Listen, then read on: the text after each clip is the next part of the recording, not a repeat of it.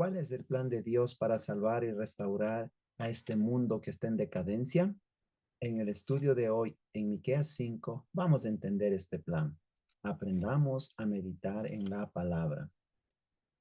El capítulo 5 de Miqueas describe una profecía mesiánica y predice cómo iban a tratar al Mesías sus enemigos. En el versículo 1 se da la orden a Jerusalén de que se rodee de muros en vista del peligro que se aproxima. Los judíos conocían que esta profecía era mesiánica y en respuesta a la pregunta de Herodes en cuanto a dónde había de nacer el Mesías, citaron este pasaje de Miqueas. Miqueas claramente señala la preexistencia de aquel que había de nacer en Belén. Estas salidas de Cristo alcanzan hasta la eternidad en el pasado. En el principio era el Verbo. Desde los días de la eternidad, el Señor Jesucristo era uno con el Padre. El Mesías Cristo, como el buen pastor, se alzaría con firmeza para, para cuidar y defender a sus ovejas. Él será la paz. Esta cláusula puede compararse con el título Príncipe de Paz, dado al Mesías por el contemporáneo de Miqueas, Isaías.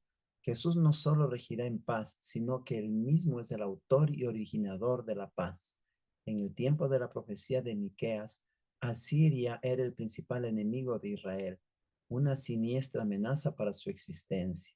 Puesto que se trata aquí de la era mesiánica, sin duda, Asiria representa a aquellas naciones que se habrían opuesto a la próspera nación de Israel restaurado. Israel tenía un liderazgo adecuado contra la agresión extranjera. Israel debía gobernar a sus enemigos con espada. De acuerdo con el plan de Dios para el antiguo Israel, la victoria sobre la oposición enemiga habría sido seguida por un intenso programa de evangelismo. Los israelitas debían iluminar todo el mundo con un conocimiento de Dios. Los símbolos del rocío y de las lluvias eran sumamente apropiadas en un país donde desde mayo a octubre prácticamente no caía lluvia. Así como el león era símbolo del poder vencedor, el plan de Dios era que su pueblo fuera cabeza y no cola. Se aseguraba una victoria completa.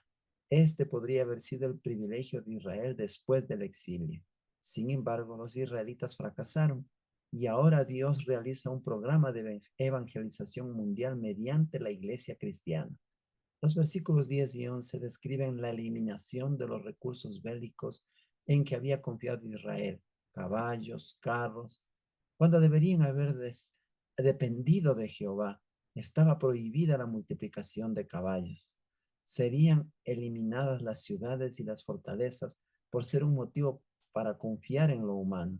Los encantamientos o necromancia, consultar a los muertos, eran frecuentes en la antigüedad.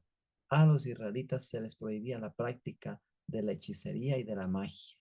Desde los tiempos remotos, Israel había mostrado una tendencia a la idolatría. El segundo mandamiento del Decálogo prohíbe manufacturar y adorar una imagen. También hay hoy día una confianza engañosa en lo material y secular, en la obra de las manos humanas, en vez de confiar y tener fe en Dios, quien da todas las cosas en abundancia para que las disfrutemos. En su dedicación idolátrica a las cosas que son hechas, los hombres se han olvidado de aquel que es el creador de todas las cosas. En resumen, mis queridos amigos, este capítulo presenta una profecía mesiánica y predice cómo el Mesías iba a ser tratado por sus enemigos. El Mesías, Cristo, como el buen pastor, se alzaría con firmeza para cuidar y defender a sus ovejas. Asiria era el principal enemigo de Israel. Israel debía gobernar a sus enemigos con espada. El plan de Dios era que su pueblo fuera cabeza y no cola. Se aseguraba una victoria completa después del exilio. Sin embargo, los israelitas fracasaron y ahora Dios realiza un programa de evangelización mundial mediante la iglesia cristiana. Se eliminan los recursos bélicos en que había confiado Israel, caballos, carros, cuando deberían haber dependido de Jehová. Son eliminadas las ciudades y las fortalezas. A los israelitas se les prohibía la práctica de la hechicería y la magia. Desde los tiempos antiguos, Israel había mostrado una tendencia a la idolatría. También hoy día hay una confianza engañosa en lo material y secular, en la obra de las manos humanas, en vez de confiar y tener fe en Dios. Vamos, mis queridos amigos, en estos momentos a ir a nuestra guía. Aprendamos a meditar en la palabra para poder sacar conclusiones, para poder sacar la aplicación para nuestra vida.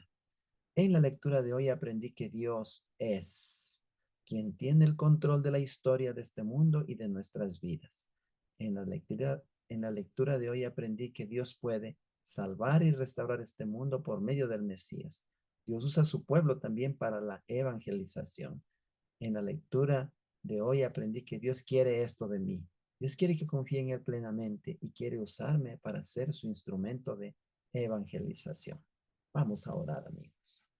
Querido Padre, queremos agradecerte, Señor, por la lectura de tu palabra, por, Señor, saber y, Padre, tener la seguridad de que tú tienes el control de este mundo y también el control de nuestras vidas, Señor.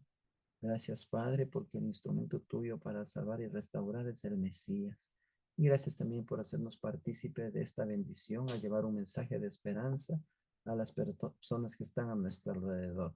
Que cada día podamos confiar plenamente en tu palabra y en tu voluntad. Y Padre, que seamos ese instrumento poderoso que en tus manos, Señor, nos puede ayudar para llevar esperanza a muchas personas que están a nuestro alrededor. ¿Cómo no agradecerte, Padre? En el nombre de Jesús. Amén.